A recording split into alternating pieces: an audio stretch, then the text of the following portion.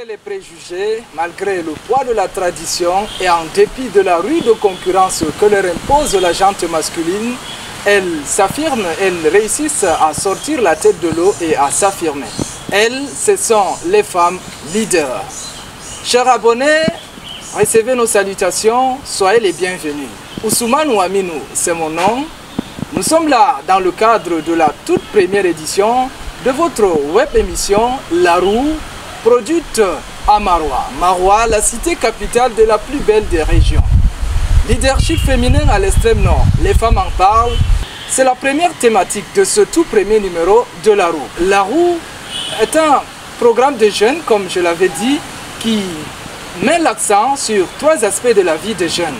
Il s'agit de l'entrepreneuriat, de la bonne gouvernance et du leadership.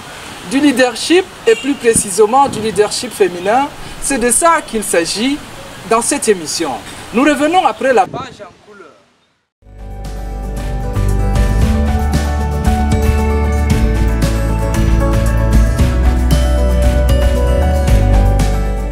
Elles sont mères, députées, avocates, enseignantes ou présidentes d'associations.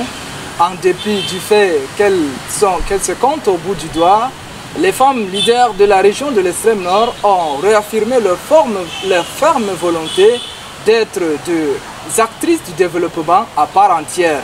Les dernières échéances électorales qu'a connues le Cameroun en général et la région de l'extrême nord en particulier a révélé au grand public ces leaders de l'autre genre. 8 députés femmes de la région de l'extrême nord siègent au palais de verre d'Ngo-Akele. Dans les exécutifs municipaux, elles sont tout aussi nombreuses. Mais là où elles s'affirment de manière véritable, c'est dans la société civile. Et cet après-midi, nous allons nous entretenir avec une femme qui vient de la société civile justement. Il s'agit de Estelle Makerou. Estelle Makerou est la présidente de l'Association internationale des étudiants en sciences économiques et commerciales, branche de Maroua. Bonsoir Estelle Makerou. Bonsoir monsieur Ousmane. Comment vous allez cet après-midi? Je me porte bien par la grâce de Dieu. Et Asek? What's up? Comment vous définissez le leadership? Ok, pour ma part, je définirais le leadership comme étant cette influence qu'a une influence politique, une influence soit psychologique ou alors une influence sociale et bien d'autres qu'a un individu sur un groupe de personnes. Et c'est également faisable dans le cas où c'est plutôt un groupe d'individus qui exercerait cette influence sur un autre groupe. Donc je pense que ça c'est la perception que j'ai du leadership. Pourquoi avez-vous choisi de vous engager dans la société civile? Pourquoi ce n'est pas une autre voie? Pourquoi précisément la société civile? Je parle peut-être de la politique, du journalisme par exemple. Pourquoi vous avez choisi le volet société civile pour défendre les causes qui vous tiennent à cœur? Je dirais que je suis dans la société civile déjà par vocation, parce que déjà depuis mon jeune âge, j'ai toujours été pour l'intérêt commun et jamais pour l'intérêt personnel. Et j'ai toujours eu cette notion-là de penser que si une personne ne peut pas prendre à deux mains son courage pour exprimer peut-être le ressenti néfaste qu'il ressent à lui, ou alors ne parvient pas à prendre une initiative pour chercher à apporter une solution à une situation difficile qu'elle traverse, pourquoi pas moi l'inciter donc à prendre cette initiative. La région de l'extrême nord est vue comme cette région-là où les droits des femmes ne sont pas la chose la mieux partagée. Pourtant, on y voit des députés, des maires, des sénatrices. Comment vous expliquez ça? D'un côté, on présente une région où les droits des femmes sont bafoués. De l'autre, vous avez quand même des femmes leaders qui s'affirment. Comment vous expliquez ça? Tout ceci part d'une perception d'abord. La femme à l'extrême nord, quelle connotation, quelle perception? Lorsqu'on parle des droits de la femme, surtout par le passé, l'on voit plutôt celle à qui on a donné une image déjà au préalable. C'est-à-dire cette image où la femme est plus habile ou est destinée aux tâches ménagères ou à rester dans les domiciles parce que les hommes ont toujours voulu protéger la femme, se disant que c'est un être qui est assez émotif, un être qui est assez fragile. Et donc, en voulant toujours protéger la femme, à un moment donné, ça a entravé ces droits qui reviennent également à la femme en tant qu'individu. Néanmoins, nous verrons toujours que dans nos sociétés, peu importe que ce soit de nos jours ou avant, la femme fut et a toujours été leader déjà parce que même dans la famille, c'est elle qui rassemble tout le monde. C'est elle qui bataille pour le respect des droits ou bien qui fait régner la paix dans le foyer. Ce qui veut dire par là que on considère cela comme du leadership parce que nous voyons plus la notion de leadership dans cette mesure où il faut déjà que la femme en question soit présente peut-être sur la scène ou bien qu'elle soit visible forcément pour comprendre que la femme pratique déjà du leadership depuis belle et longtemps dans cette région.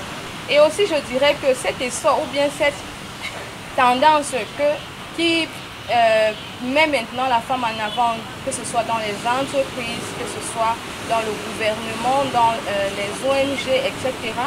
C'est dû également au fait que de nos jours, les gouvernements, les ONG, les OSC ou encore même la communauté bataillent pour revaloriser la femme ou bien pour encore mieux lui permettre de bénéficier de ces droits-là. On va généralement parler peut-être de l'approche de la valorisation des chances, égalité des chances, hommes-femmes. On le voit présentement. Pour que votre initiative soit considérée ou louable, il faut que vous fassiez automatiquement intervenir les deux genres qui sont hommes et femmes. Donc, selon vous, il y a des acteurs de l'ombre qui poussent la femme. Mais elle-même, la femme, quand elle veut devenir leader, quels sont les sacrifices à faire? Déjà, pour qu'une femme prenne l'initiative de devenir leader, le premier sacrifice même d'abord qu'elle a à faire, c'est celui de rompre cette idéologie à laquelle elle a toujours été d'abord soumise. Parce que l'idéologie a toujours voulu, de ce côté, penser la femme comme celle qui n'a pas le droit d'être dans des milieux politiques, d'être dans des milieux étatiques et tout le reste.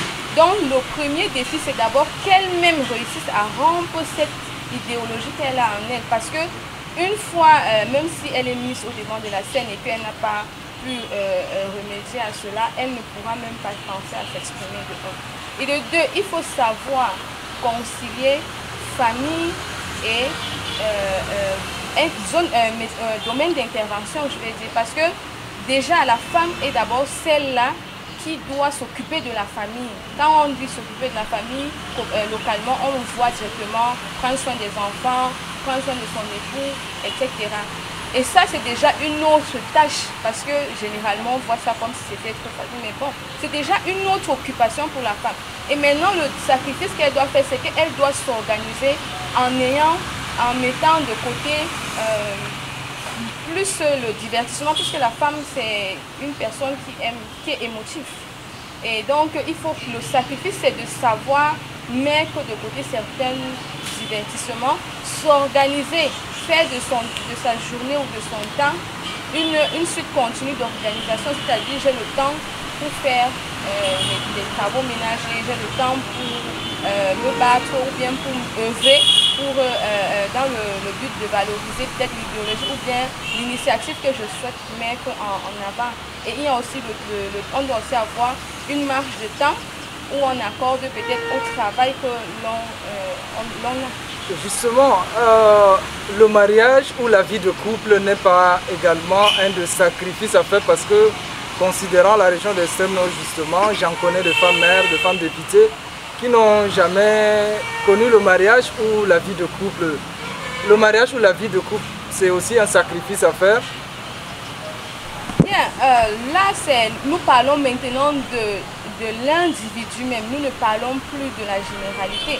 Parce que vous n'allez pas dire que une femme, pour qu'elle puisse être leader, il faut qu'elle sacrifie sa famille. Non, ça ce sont des choix personnels. Peut-être que la personne n'aspire pas à une vie familiale personnellement.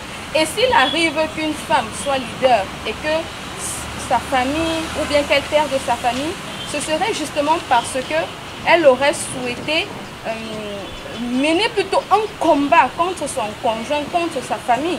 Pourtant, il faut plutôt utiliser la méthode de la négociation parce que il est question de montrer le bien fondé de l'action que l'on mène et non de se lancer dans un combat ou d'utiliser des propos violents pour pouvoir à tout prix atteindre son objectif d'être une femme leader dans la société. Il faut plutôt passer par la négociation parce que lorsqu'on négocie, on montre le bien fondé de l'action que l'on mène et on montre même l'intérêt que cette action va générer dans tout notre environnement, que ce soit dans la famille proche, la famille éloignée et dans la société en général. Est-il plus difficile de devenir leader quand on est femme? Bien, il est difficile de devenir leader lorsqu'on est femme, mais pas impossible. Déjà, il n'est pas facile de chasser de l'esprit de plusieurs personnes les perceptions anciennes et les perceptions de la modernisation. Parce que être une femme a toujours été pour la plupart des gens du côté, et je parle plus du côté de l'extrême nord parce que c'est de là que j'ai plus de l'expérience. Je dirais qu'ici il est difficile pour une femme de devenir leader dans cette mesure où il y a des perceptions, des préjugés qui ont autrefois entravé l'action de celle-ci dans le monde de l'emploi et autres. Donc ça devient difficile parce que ce n'est pas un peu comme du côté de l'homme où dès qu'il se lève, il mène des actions, on comprend directement que oui, voilà. Mais la femme, quand elle se lève et qu'elle veut mener une action, on se dit toujours que, hey, mais tu quittes de la place où on est dans la tête, c'est que cette place, c'est pour la femme, mais maintenant elle veut déjà, on ne comprend pas bien ça. Donc du coup ça devient un peu difficile parce que lorsque vous allez essayer de mener des activités ou prendre des initiatives, on voit d'abord la femme, on ne voit pas directement l'individu qui est là. On voit d'abord la femme, on ne voit pas la personne.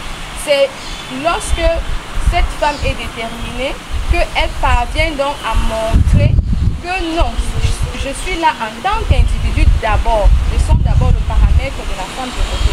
Et c'est souvent difficile parce que ce n'est pas bien vu par tout le monde. Et on sait que l'être humain a toujours eu peur de l'inconnu, puisque habitué à la situation où la femme est à la maison et soudainement la femme va être sur la scène, c'est inconnu, c'est nouveau et on a toujours, en tant qu'humain, peur du nouveau parce qu'on ne connaît pas exactement à quoi ça va aboutir. C'est difficile comme je le dis, mais pas impossible. Vous avez justement parlé de la situation à l'extrême nord. Est-il plus difficile d'être leader dans cette partie du pays qu'ailleurs? Peut-être la femme du sud, elle peut devenir leader de manière très facile. Mais qu'à l'extrême nord, y a-t-il une difficulté particulière à l'extrême nord? Il y a certes, il y a une difficulté parce que du côté peut-être, disons de l'autre côté du pays, là-bas c'est que la femme peut recevoir l'autorisation de sa famille ou bien de son conjoint pour se lancer activement, que ce soit dans le monde du travail et autres. Parce que généralement, quand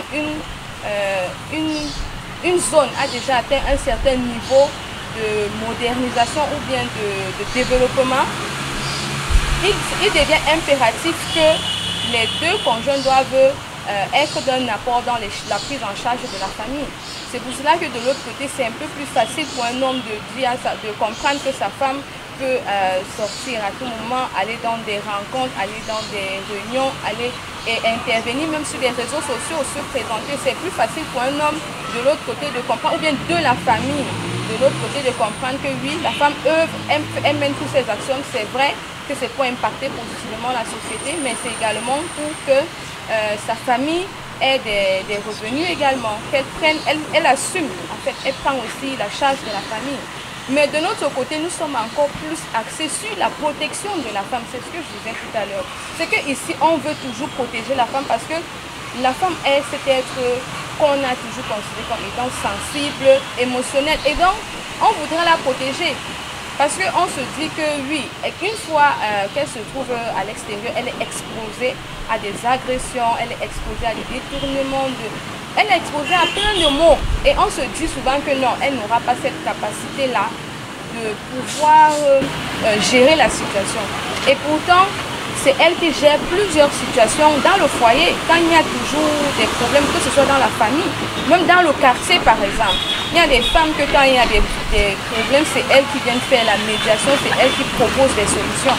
Mais ici, on est encore, c'est pour ça que je dis, c'est difficile parce que ici, nous sommes encore plus dans cette perception et cette grief qui essaye un peu de freiner l'avancée. Mais cette situation change au fur et à mesure que les actions menées par les ONG, les OSC nous amènent à voir la femme sous plusieurs angles, non seulement dans le concept de la tradition ou la religion. Nous l'avons dit en début d'émission, vous êtes présidente de l'Association internationale des étudiants en sciences économiques et commerciales, branche de Marois. En tant que leader, qu'est-ce que vous avez fait en tant que leader et présidente de AISEC? Qu'est-ce que vous avez fait pour la jeunesse de Marois? D'accord, en tant que leader de AISEC Marois, oui, moi je préfère plus dire coordonnatrice parce que je ne m'attribue pas cette manière que les gens voient présidente. Moi je suis coordonnatrice parce qu'il y a des personnes qui sont là, qui travaillent avec moi et lorsqu'il y a des difficultés ou bien que j'ai une idée, on partage ensemble. C'est pour ça que moi je préfère dire coordonnatrice. D'accord, du côté de AISEC, depuis que j'ai été élue, j'ai déjà, de ma propre initiative ou bien personnellement, eu à former plusieurs jeunes, par exemple sur des pratiques professionnelles telles que comment l'on peut rédiger un rapport qui est exploitable, qui a des données quantitatives et qualitatives. Il m'est également arrivé d'encourager les jeunes à prendre des initiatives ou bien à adhérer à la vie associative. Parce que ici, à un moment donné, quand on est jeune, on est dans la recherche de l'intérêt parce qu'il faut subvenir à nos besoins. Mais il y a des étapes qu'il faut braver. C'est-à-dire que nous n'avons pas assez de lieux où les jeunes sont appelés à gagner de l'expérience professionnelle déjà parce que la demande est vraiment au-delà de l'offre. Donc du coup, j'ai incité plusieurs jeunes à rejoindre des associations, notamment même AISEC, en vue de pouvoir gagner une expérience plus professionnelle pour pouvoir postuler dans des domaines qui les intéressent. J'ai également eu avec mon équipe à organiser des activités, notamment lors de la Journée internationale du volontariat. Nous avons eu à mener des activités qui nous ont permis de sensibiliser nos jeunes frères qui sont encore du côté des établissements tels que les lycées, les collèges. Nous avons sensibilisé, nous avons fait comprendre l'importance du volontariat dans la vie d'un jeune. Et également, nous avons fait des investigations telles que l'investissement humain pour aussi nettoyer un peu la ville du côté de l'assaut des cotons, du côté du CMPJ régional et bien d'autres encore. Avant de nous quitter, un dernier mot, peut-être vous avez un conseil à l'endroit des femmes qui voudraient devenir leaders comme vous.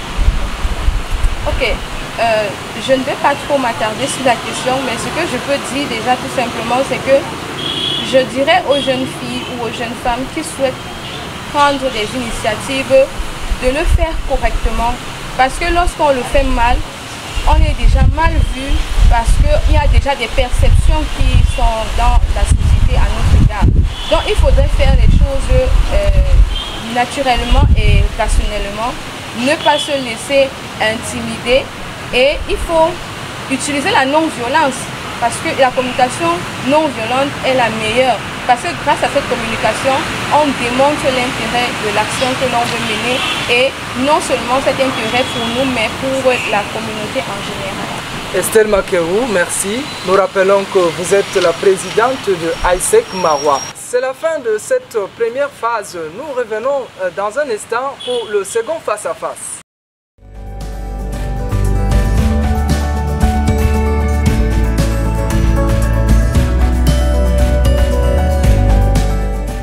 Comme annoncé, nous voici dans la seconde partie de cette émission. Et pour le second face-à-face, nous recevons la présidente du réseau d'action pour le développement et l'autonomisation des communautés le RADAC. Nous allons recevoir donc Pierrette Tizi. Bonsoir Madame la Présidente, merci de répondre à notre invitation. Bonsoir Monsieur Aminou et bonsoir chers internautes. Pierrette Tizi, qu'est-ce que tu entends par leadership? Pour moi, la définition du leadership, je peux définir le leadership comme la capacité d'influencer, de diriger un groupe surtout. Parce qu'un leader est celui qui est capable d'influencer par la prise de décision et d'accompagner un groupe pour un objectif ou un but précis. Dans la région de l'extrême nord, on considère que la femme est lésée ou marginalisée. Pourtant, nous voyons des femmes députées, des femmes maires dans cette partie du pays. Comment expliquez-vous ce paradoxe? On présente d'un côté une femme marginalisée, mais en même temps, elle est députée, sénatrice. Comment vous expliquez ça? C'est un paradoxe très, je peux dire comique, en niveau pour dire. En sociologie, il y a Simone de Beauvoir qui a un tout petit pensée qui dit on ne naît pas femme, on le devient. Pour dire que c'est la société qui définit que tu sois homme ou femme. Et le fait que dans la société septentrionale, si on peut dire ça comme ça, les femmes sont marginalisées d'une part parce qu'il y a d'abord une sociologie derrière la base pour dire que la place de la femme c'est à la cuisine.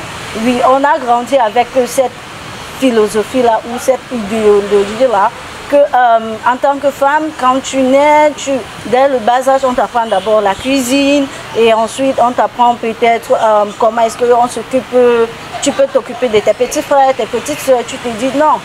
Dans ce cadre-là, tu ne peux vraiment pas prendre des décisions. Mais on se trouve à un moment donné, quand tu fais des études, tu te dis non. Ça ne suffit pas d'être uniquement mère de famille, ça ne suffit pas d'être uniquement celle qui prépare pour la maison. Il faut prendre des initiatives. Parce que la majorité des hommes qui sont présidents de la République, il y a un dicton en anglais qui dit « Behind every successful man is a woman ». Et pour dire aussi que quand un homme rentre à la maison, est-ce qu'il prend des décisions à la hâte? Il ne prend jamais les décisions à la hâte. La personne qui est chargée de prendre des décisions dans la société et dans les normes, c'est la femme. Soit dans la chambre, quand elle rentre au travail, il dit voilà la situation. Et elle fait un petit contrepartie pour dire non, je pense qu'on peut faire ça. C'est bien vrai qu'on ne voit vraiment pas les femmes dans les actions, mais de nos jours, on peut voir les jeunes leaders qui sont valables et qui se montrent à travers des activités. Dans ce contexte, quand on veut devenir leader femme dans la région de l'extrême nord, y a-t-il des barrières à briser? Quels sont les sacrifices à faire? Je peux dire que la barrière à briser, c'est d'abord au niveau familial. Parce que nos parents, ils nous disent qu'en tant que femme, tu n'as pas le droit de parler devant les hommes premièrement. Donc il faut confronter les parents. Oui, il faut confronter les parents pour leur dire non, nous sommes des femmes, nous sommes... Bien sûr que nous sommes femmes, mais nous sommes humains premièrement. Et on peut aussi donner notre contribution pour la société, bien sûr. Et à part le fait de parler aux parents, il faut maintenant sensibiliser la population en question. Pour dire, la place de la femme, ce n'est pas uniquement à la cuisine. Elles peuvent prendre des initiatives très importantes. On prend le cas dans les villages. Qui sont celles qui payent l'éducation des enfants? Ce sont les femmes. Les hommes sont là juste pour boire de la bière ou se faire saouler la gueule. Qui sont celles-là qui arrivent à apporter des projets communautaires dans les villages? Ce sont des femmes qui donnent des idées. Vous ne pouvez pas les voir devant, mais on les voit derrière la scène, pardon. Mais on voit juste un homme qui s'assoit là, qui dit non, je pense que pourtant, c'est la femme qui a réfléchi. Mais moi, si on arrive à faire cette sensibilisation-là, ça ira très bien. Comment vous avez dit qu'il faut confronter les parents? Comment est-ce possible dans une région où on connaît la valeur des parents, où ce sont des demi-dieux, si on peut le dire ainsi? Comment une fille qui a grandi dans cet environnement peut avoir le courage de confronter le parent?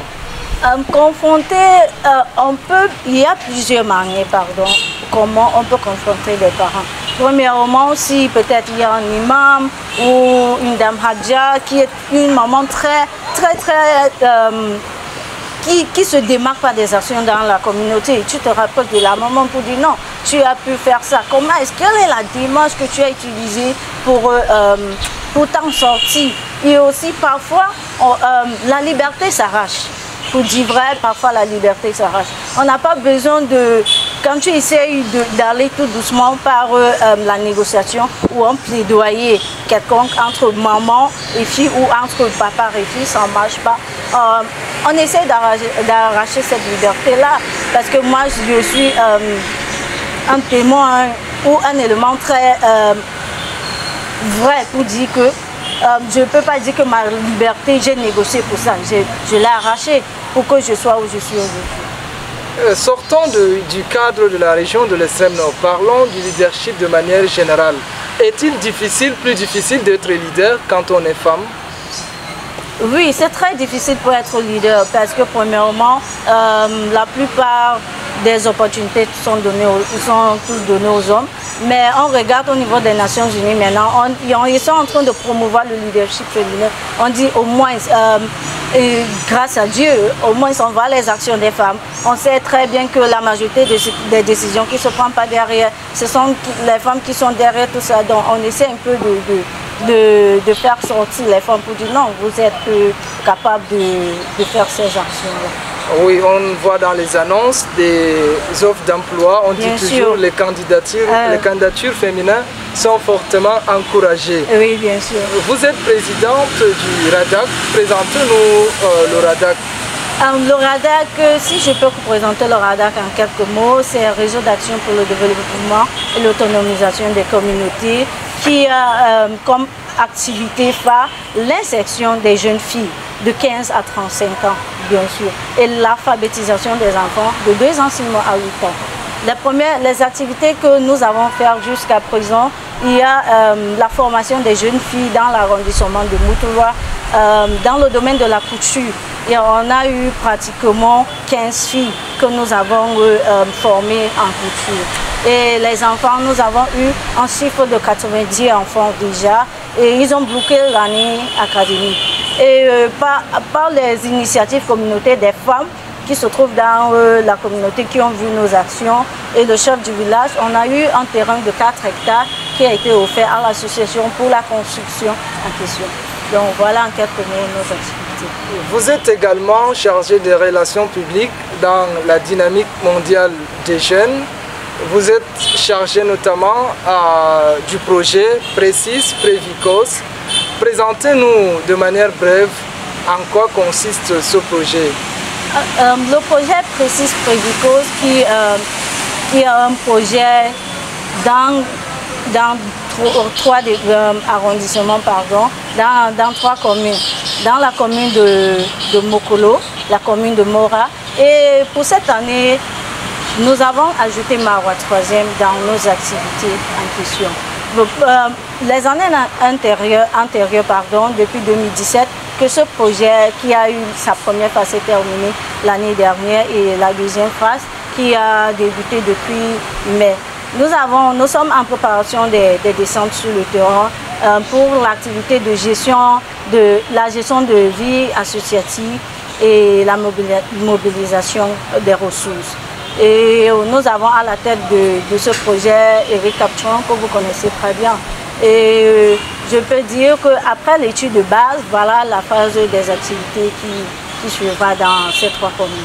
À partir de vos expériences, quels sont les conseils que vous pouvez donner aux femmes pour qu'elles soient leaders comme vous? La première chose que je vais demander aux femmes de faire, premièrement, c'est la persévérance. Parce que toute action qu'on essaye de mener dans la société n'est jamais facile. Il faut prendre le temps, bien mûrir l'idée et partager, pourquoi pas l'idée avec les autres personnes. Peut-être qu'ils peuvent vous donner d'autres manières de réfléchir. À part la persévérance, il ne faut jamais baisser les bras. Parce que quand tu baisses les bras, tu essaies une fois, ça ne donne pas, tu te dis non, c'est incapable. Continuons, battons-nous et je suis sûre, comme on dit souvent à DMJ, together to change the world, ensemble nous allons changer le monde. Merci Pierrette Tizi. Je rappelle que vous êtes la présidente du réseau d'action pour le développement et l'autonomisation des communautés. Mesdames et messieurs, cette émission tire à sa fin. Nous rappelons que c'est la toute première production de la roue extrême nord, la route Maroua, la cité capitale de la plus belle des régions. Nous vous remercions pour votre attention. À très bientôt.